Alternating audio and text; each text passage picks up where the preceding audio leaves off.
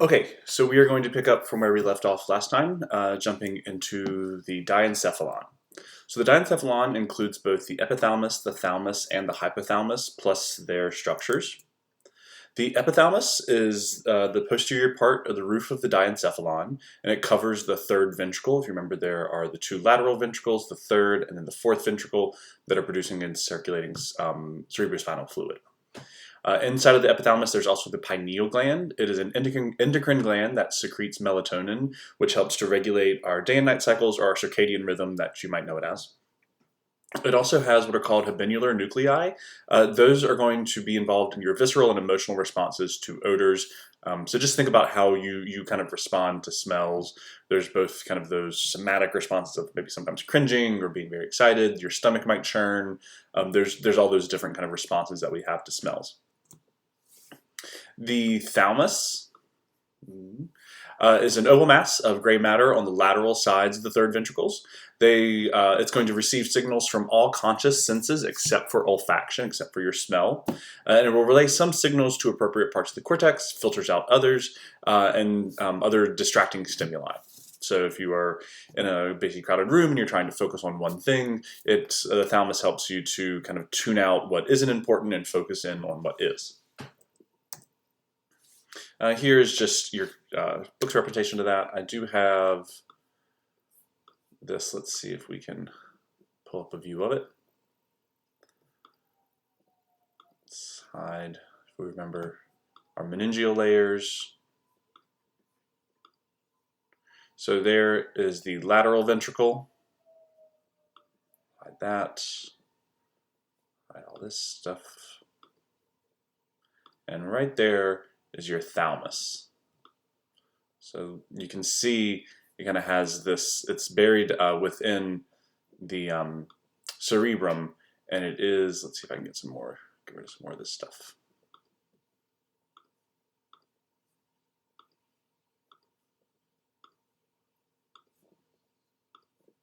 There you go. So now you can kind of see you have your cerebrum, your thalamus right here, and then this is going to be your cerebellum and your brainstem down here. Okay.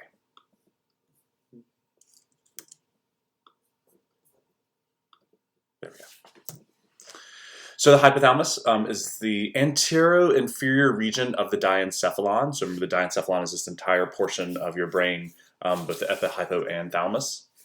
It has an infundibulum, which is a little stalk of the pituitary gland that extends from the hypothalamus. So you have your hypothalamus, there's a little stalk that extends down from it, and then right at the end is your pituitary gland. So the pituitary gland is towards the anterior portion of the diencephalon, the pineal gland is towards the posterior, just to keep those in check. The hypothalamus has several big regulating functions. It's a very important endocrine gland. You'll learn about that in chapter 17. It has basically control of the autonomic nervous system. It influences heart rate, blood pressure, digestive activities, respiration. It controls the endocrine system. So it secretes hormones that control activity in the anterior pituitary gland. So the hypothalamus will send regulating signals to the anterior pituitary gland, and then that will then send hormones out to the rest of the body. So the hypothalamus doesn't directly control certain endocrine organs, but it has overriding control over it, and then it dictates that control to other glands. It also, the two hormones that the hypothalamus does produce are antidiuretic hormone, ADH, and oxytocin. ADH is used to help increase blood pressure and retain blood volume. It basically makes your body absorb more water, or rather not filter out as much water in urination, or urine forming. And oxytocin is used for both milk production and for contractions, uterine contractions. Those hormones, they're produced by the hypothalamus, but then they're stored in the posterior pituitary. So the anterior pituitary, it makes its own hormones, and then those are controlled, the release of those is controlled by the hypothalamus, but then the posterior pituitary gland is a storage space for the hormones that the hypothalamus produces, and then it is signaled to release. The hypothalamus also helps to regulate your body temperature, has neurons in the preoptic area, detect upward temperature. It signals other hypothalamic nuclei to heat or cool the body. It functions in food intake. So it helps to regulate our nutrient levels, our monitoring nutrient levels, and regulating our hunger signals. It regulates our water intake, as we just said with ADH. It can help to regulate our thirst levels. It helps to regulate those sleep-wake rhythms with their circadian rhythms and our emotional behavior. It is part of the limbic system, so it helps to control our emotional responses. So here you can see you have this hypothalamic region right down in here with this stalk, this infundibulum, and the pituitary. This would be your thalamus back here. Okay, so moving from the diencephalon into the brainstem, so going down just a little bit lower. Let me get that. There we go. The brainstem connects the cerebrum, the diencephalon, and cerebellum to the spinal cord. It contains both ascending and descending tracts, and we'll see that the ascending tracts are sensory and the descending tracts are motor signals. And that kind of makes sense. The ones that go up from the spinal cord up into your brain are going to be carrying sensory information, while the signals that go down and out are going to be those effector motor signals. It contains autonomic nuclei. The brainstem has autonomic nuclei, the nuclei of those cranial nerves, those 12 cranial nerves, and reflex centers. It consists also of 3 parts, just like the diencephalon. It has the midbrain, the pons, and the medulla oblongata. Here is just a breakdown of that. You can see sitting on top, you have your thalamus, you have your optic nerves, and then you have your pons, your medulla, and then your spinal cord is down here. There's your midbrain. There's just a posterior side. Okay, so the components of the midbrain. The midbrain has cerebral peduncles. Those are motor tracts, part of the pyramidal system, on the anterolateral surface of the midbrain. So the front side surface of the midbrain, you have these motor tracts that are carrying voluntary motor signals from the primary motor cortex. So these are going to be descending tracts. They're going to be going from the primary motor cortex in the cerebrum down the midbrain in those motor tracts. It has your substantia nigra, which is clusters of cells that appear black because they have a higher concentration of melanin. These house neurons that produce dopamine, and its degeneration causes Parkinson's disease. I had a grandfather with Parkinson's disease, and so it helps, or it is involved in those movements. So as it starts to deteriorate, the movements just become shakier and much less coordinated. Okay, so more parts of the midbrain. You have your tegmentum, which is involved in postural motor control. So remember, we always have that basic sense of posture or that basic muscle tone. The tegmentum is involved in that.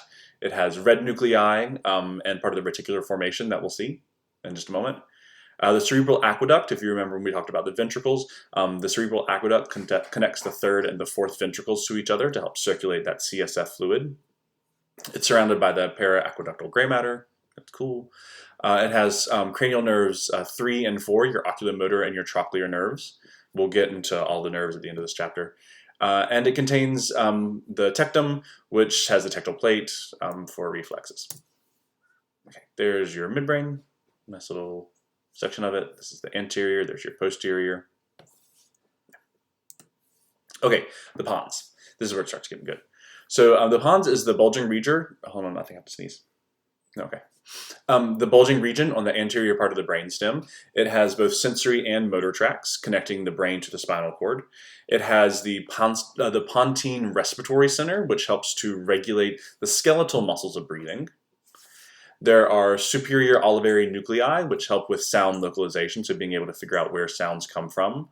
And cranial nerve nuclei, so the several of them. It has 5 through 8. So the trigeminal, abducens, facial, and the vestibular cochlear nerves are all housed within your pons. This pontine respiratory center, we'll see a lot about that when we do respiratory chapters. So it is, again, just that slightly inferior region that still bulges. The medulla is the most inferior portion of the brainstem. It's continuous with the spinal cord. Its inferior border is. It has sensory and motor tracts connecting the 2 regions. There are pyramids, which are ridges on the anterior surface of the medulla that house those corticospinal tracts for motor control. Most of the tract axons cross, so each side of the cortex controls movement on opposite sides of the body. Remember, that's that contralateral control in the brain.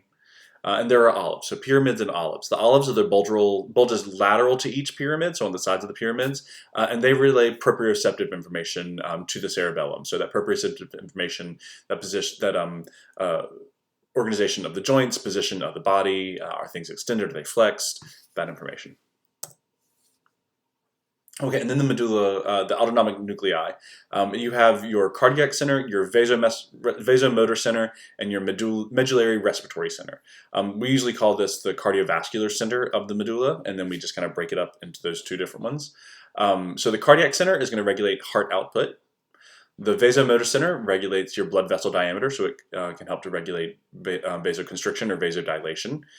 These both give it strong influence on blood pressure. As you vasoconstrict, you're going to increase your blood pressure. You're increasing resistance. When you vasoconstrict, that increases the pressure that your heart has to work to push blood through. And it also has your medullary respiratory center controlling the breathing rate. This contains dorsal and ventral respiratory groups and communicates with the pontine respiratory center. So with your pontine respiratory center and your medullary respiratory center are needed for not just breathing, but the smooth control of breathing that we're used to having. When one portion gets damaged, your breathing, depending on how bad it's damaged, can still, your breathing rate will still continue, but it could be very affected. There are other nuclei in there for coughing, sneezing, vomiting, swallowing, salivating, those different ones. So this is your most inferior portion of your brainstem. I think it's just important to take a moment and notice what control is put here. So control of your heart output, control of your vasomotor control, and your respiratory center. So all three of these very base level functions for life are housed in our brainstem, in the very inferior portion of our brainstem, and that just kind of shows you the further down in the brain you go, the kind of more basic of those functions that you start to get. So if we have damage to our cerebral cortex, our prefrontal cortex, our motor cortex, that might damage some portions of our skeletal muscle control or our fine movement control. We could even have just full cerebral hemorrhage and malfunction and be brain dead. But if your brainstem is still intact, these basic functions of heart rate and respiratory rate will continue. These are just different views of it. You can look at them when you want to. Okay, so structural components of the cerebellum. So remember, the cerebellum is on bottom. It's the very inferior. It's that second largest portion of the brain into the underneath the cerebrum. So your cerebellar cortex, not your cerebral cortex, your cerebellar cortex is the convoluted surface with the folia, so the folds. So if you remember, the cortex is the superficial portion, and the nuclei are the deeper gray matter portions. You have left and right cerebellar hemispheres. They both have an anterior and posterior lobes, so it's kind of divided into four components is what it's saying.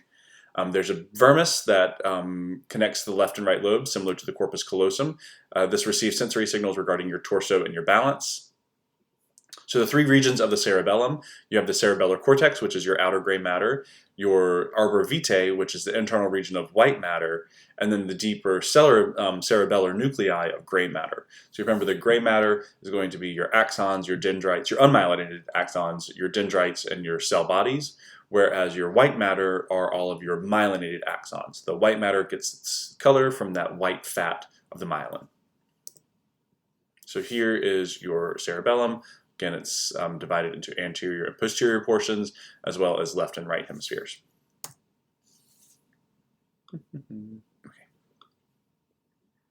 So the cerebellum coordinates and fine-tunes our movements. So we have our prefrontal cortex and our motor cortex that helps to kind of regulate a lot of our movements. But then the cerebellum kind of comes in and just makes sure that those movements are going to be smooth, coordinated, and in line with what the rest of our body is doing. So it ensures muscle activity follows correct patterns, stores memories of previously learned movements, and regulates activity along with voluntary and involuntary motor paths. It adjusts those movements initiated by the cerebrum, ensuring smoothness of flow. And it helps to maintain equilibrium and posture. This will also receive proprioceptive information from joints. That's how it helps to maintain our posture and our balance. And continuously receives motor plans and sensory feedback. So motor plans, basically, okay, this is what we're about to do, this is what we're thinking about doing, as well as sensory input to make sure that those planned movements are what are best to perform. And it does have this error correcting signals that can be sent to stop voluntary movements. So there's a lot of information flowing into and out of the cerebellum is the important thing to take away from that, both sensory and motor information. Okay, so the limbic system of the brain. The limbic system is the emotional brain. It contains several different portions of the brain, several different association areas that all function to help regulate our emotions. If you if you experience your emotions, you know how complex and unpredictable and hard to kind of regulate and hard to understand those can be, and that is also reflected in our brain. So it's composed of multiple cerebral and diencephalic structures that process and experience emotions. You have your hippocampus, which is superior to the hippocampal gyrus in your temporal lobe, so on the sides, the lower sides, and it helps to form your long-term memories. You have the amygdaloid body, which is involved in many aspects of emotion and emotional memory, especially fear. That is a big thing that we store in our amygdala. The olfactory bulbs, tracts, and cortex, those all process odors. As we said before, the odors can cause very intense, intense somatic and visceral emotional responses. Here you can see all the different components of this limbic system. There's the fornix. Let's see. Yeah, down here you have your hippocampus. Just in front of the hippocampus is this amygdaloid body. And then you have your olfactory tracts and bulbs. So this is just inferior to this right here would be the nasal cavity. So you have these nerves that kind of sit just above the nasal cavity and they kind of extend down so they can catch any odors. Okay. So the reticular formation, I said we were going to come back to this. The reticular formation is a loosely organized gray matter of the brainstem. Its motor components are used to regulate motor tone via the spinal cord connections and assist in autonomic functions throughout the brainstem. And its sensory component is this reticular activating system called the RAS system. This processes sensory information, sends signals to the cortex to bring about alertness and consciousness. So you have this just loose organization of gray matter. It has both motor and sensory components for muscle tone, for autonomic functions, and for processing sensory information for alertness. So again, just tons of information, tons of signals going out. This is that RAS system right here, is buried just kind of all throughout the brainstem. Again, not well organized, just loose matter, loose gray matter that is processing information. Remember, gray matter is cell bodies, it's processing. Okay, integrative functions and higher order brain functions. These include learning, memory, and reasoning. They occur within the cortex of the cerebrum, so the outer gray matter portions, and have involve multiple brain regions. Both conscious and unconscious processing is involved. Move on. There we go. So the processing abilities become complex with maturation. As we get older, we get better at processing more complex information. Most axons are still myelinating by the first 2 years of life, and some of those continue into our teenage years and our young adult life. Yep, there's that. And the axons, yeah, the PNS especially, they continue to myelinate past puberty. I have to move myself all around. Okay, your EEGs, electroencephalograms. These are electrodes that attach to your head to record your brain activity. So your brain, it is electrical activities, and so as those electrodes are attached, they can monitor that, and depending on the different readings that they get, they can determine different brain activity. So it's used for studies of sleep, brain lesions, coma, and vegetative states. It's used to evaluate epilepsy, so any seizure disorders. And there are different waves. So they can, when they look at the brain signals, they can determine the different waves based on alpha and beta waves for wakefulness and delta and theta waves, which are common in sleep. They place them, yeah, all over their head. You've probably seen people kind of wearing caps where they have the different electrodes attached to their heads. I've had friends do sleep studies. Apparently it's very difficult to fall asleep with that stuff all over your head and knowing there's someone watching you. Yeah, there you go. Okay, so sleep. What is sleep? Have you gotten enough sleep? Did you get enough sleep before you watch this? So sleep is the natural temporary absence of consciousness. You have less cortical activity, but vital brainstem functions are still maintained. So again, those vital functions for life are deep in the brainstem. Those are just regulated all throughout our life. The sleep stage is characterized by EEG frequency and eye movements. So non-REM sleep is slower frequency with brain waves. About 75% of the time that you're asleep, you're in this non-REM sleep. It's important for growth, rest, energy conservation, and strength renewal. It's divided up into 4 substages with different EEG frequencies. The REM sleep, the rapid eye movement, the brain is active and the eyes are still moving, so you see kind of their eyes going back and forth. It takes up about 25% of total sleep. This is our memorable dreaming, and it's considered important for consolidation of memories. And actually there have been studies that have shown that people who have PTSD are not able to go into the REM sleep, and it's being able to go into REM sleep that allows us to process a lot of the trauma, a lot of the pain, a lot of the emotional stress that we go through. And so when we're not able to go into that REM stage of sleep, we're not able to kind of clear through this backlog of trauma that we have. It's one of those things where we say time heals all things, but a lot of that is that REM sleep, you actually just kind of become less sensitive to things, you become less less triggered by them, and the memories of them become more vague. They start to kind of fade off as time goes on. And it's because as we go into this REM sleep, it allows us to process that and to really move past that trauma. But with people with PTSD, they aren't able to do that. So here is a hypnogram, a sleepgram. So you can see these peaks are periods of awakening. Your REM sleep is here, and then you have these deeper stages of non-REM sleep. All of it is important. You need REM sleep, you need non-REM sleep. I have 2 cats and a dog, so I am constantly in these little peaks of being awoken. I don't get much. There we go. So sleep requirements, they change throughout our lifespan because as we are developing, we are going through different phases of growth. When we're infants, we need the most sleep, 17 to 18 hours. Think about all that rapid growth an infant goes through. Teens, they need 8.5 to 9.5 hours. Similar thing, you're still growing a lot as a teenager. You need that sleep to be able to just for your body to keep regulating itself. Adults, 7 to 8 hours. I'll let you be the judge of that. Lack of sleep is unhealthy though, so not getting enough sleep can be very damaging for us. It's associated with depression, poor memory, poor immune function. It can definitely cause emotional distress. I'm sure you've noticed that. It can cause issues with weight gain, weight loss. All of that can be associated to poor sleep. Insomnia is difficulty falling asleep or staying asleep. It gets more common as we age, again, surprising. Sleep apnea are breathing interruptions during sleep. If you have frequent awakenings, you will obviously have a lack of sleep.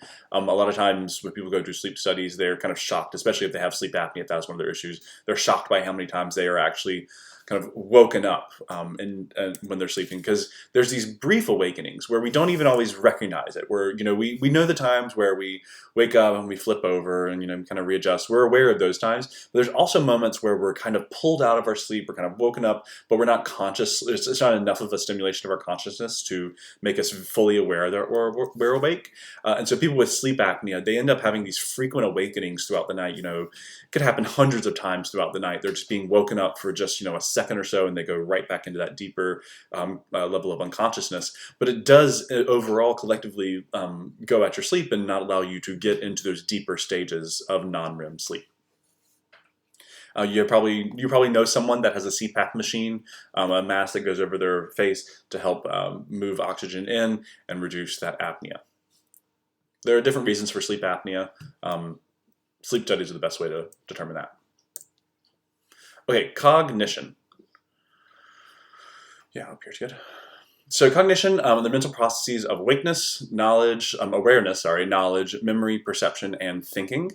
There are different association areas of the cerebrum that are responsible. So if you remember, we talked about there are different, you have the lobes that are responsible and govern certain base functions, but then there are different association areas within the lobes and within the different parts of the cerebrum that also regulate and fine-tune the different areas of cognition, whether it's speech or processing visual information, whatever it may be. So studies of brain lesion patients help to examine normal function.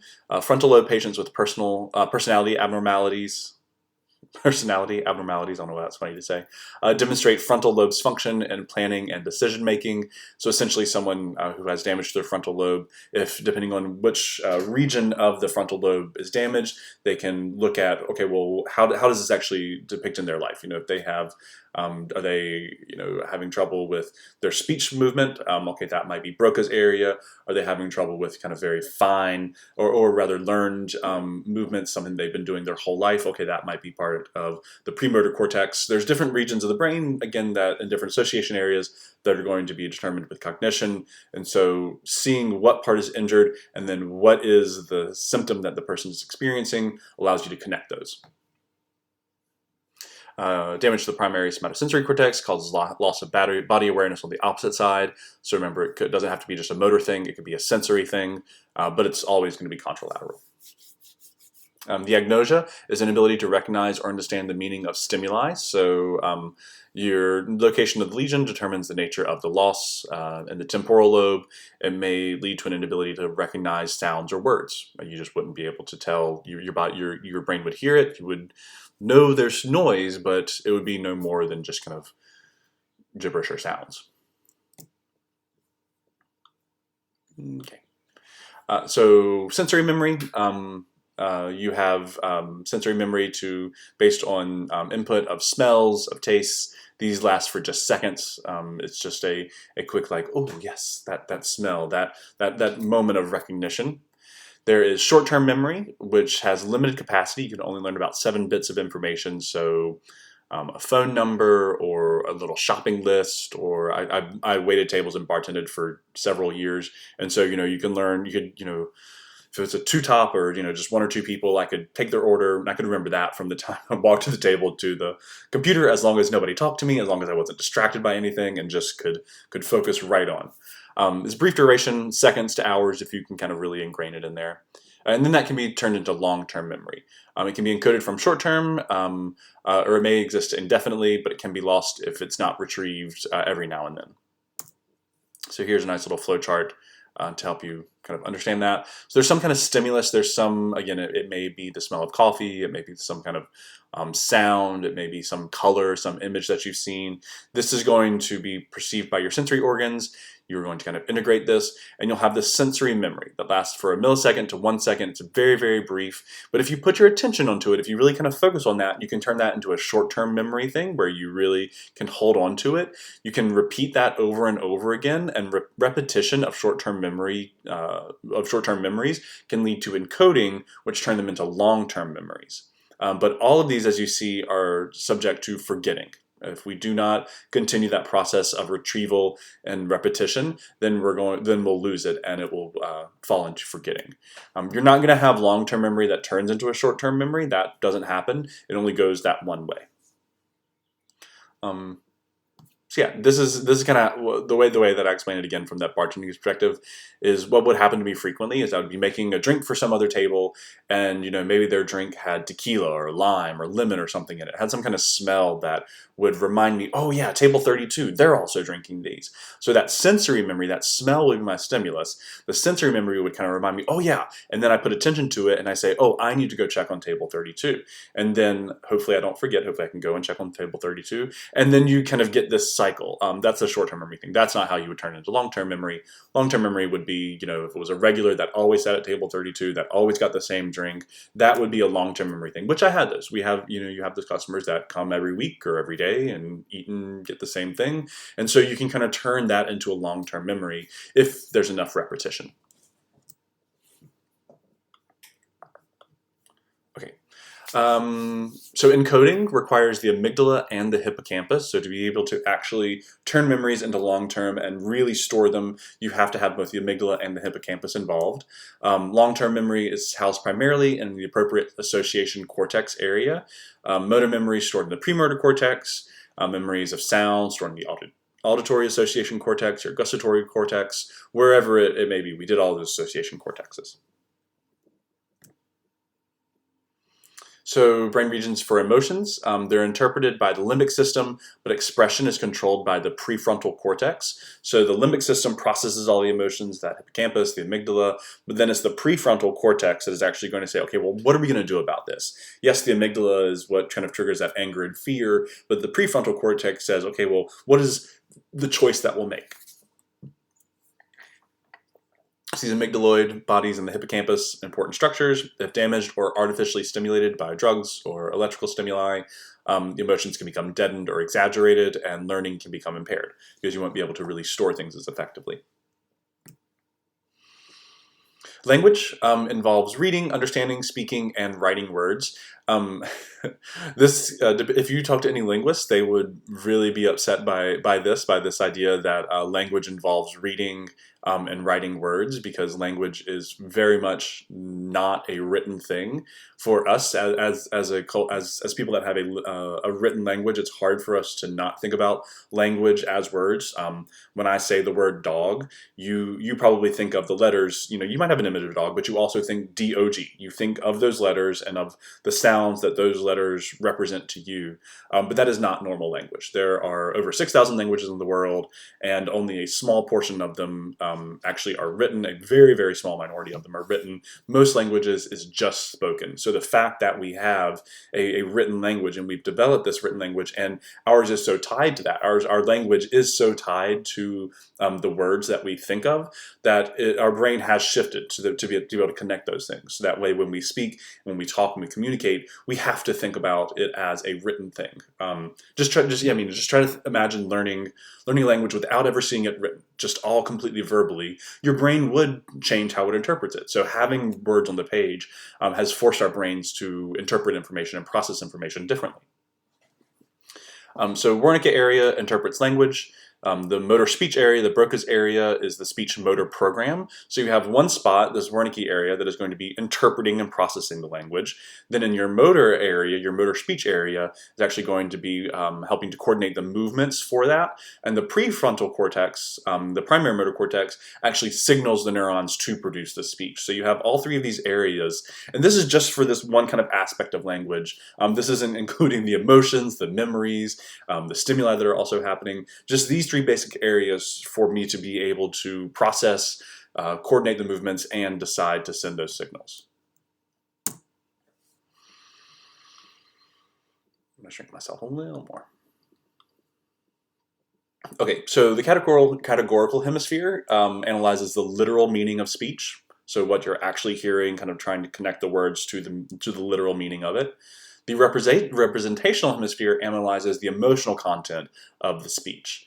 It allows you to not just hear the words and process the information, but also to put it into context of the situation that you're in, and any larger implications that might be involved with the language, with the communication.